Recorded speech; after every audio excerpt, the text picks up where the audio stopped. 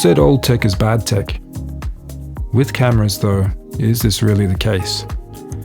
If the end goal is to take a beautiful picture, how new does your camera have to be before it's up to the job? And as technology improves, what does that mean for the types of images we take? Well, it depends. If you're a pro competing against other pros to make a living and anything but the latest gear is going to put you at a disadvantage, then there's your answer. If instead you want to take some beautiful photos you're proud to share with others, or you just like taking photos, or you just like cameras, all completely valid photographic pursuits, then the answer could be different. And so here's the Nikon D700. Old enough that the D in D700 stands for digital, and was needed to distinguish it from Nikon cameras beginning with an F. F doesn't stand for forgotten though. How many megapixels does the D700 have? Well, if you have to ask, I'm a little afraid to tell you. But I'll give you a hint. It's between 1 and 100. Closer to 1 though. What does it do? It can help you take beautiful photos.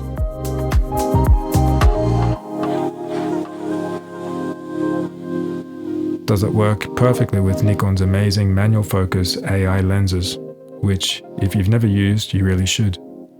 Yes, it does.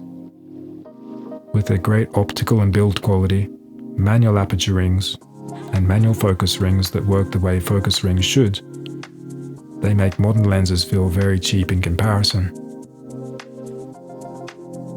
Here's the ace in the hole. This is a full-frame camera.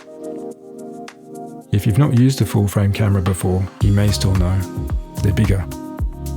They also take amazing photos.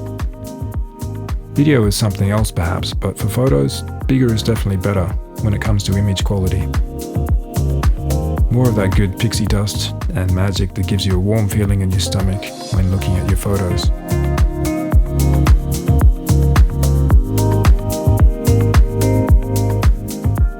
D700 is also a DSLR, and a fairly substantial one.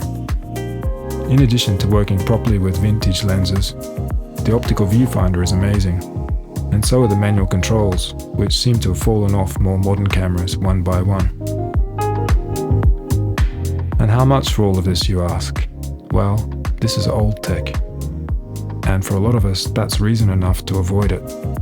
But for those out there with perhaps a different set of priorities, you can have all of this for a number between $200 and $400. If you're like me and after taking a lot of photos, you've come to realize that the photos you're happiest with had a little less to do with the gear and a little more to do with the way in which you took the photo, you might find yourself taking a lot of photos with the D700.